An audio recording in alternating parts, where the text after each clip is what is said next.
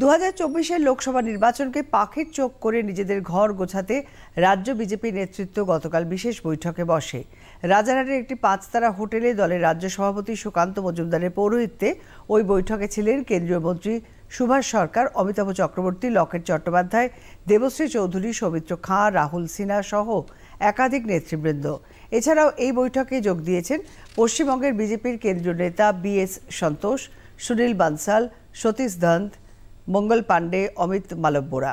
সুকান্ত মজুমদার সাংবাদিকদের বলেন, রাজ্যে দলের সংগঠনকে আরও মজবুত করে সাজানো হচ্ছে।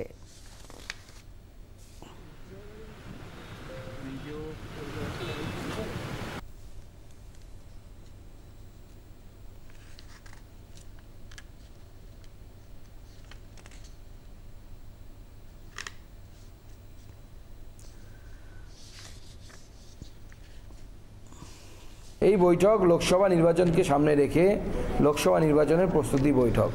তো তার সাথে আমাদের সংগঠনের সমস্ত পদাধিকারী, আমাদের লোকসভা ম্যানেজমেন্ট টিম এবং মোর্চার টিমের সাথে বৈঠক চলছে আগামী লোকসভা নির্বাচনকে পাখির চোখ করে।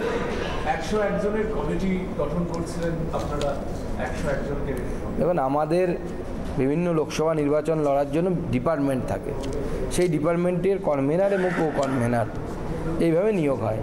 সেটা লোকসভাতেও হয়, নিচের স্তরেও হয়, এমনকি রাজ্যেও হয়। তো স্বাভাবিকভাবে বড় কমিটি হবে, যতগুলো ডিপার্টমেন্ট ততগুলো টিম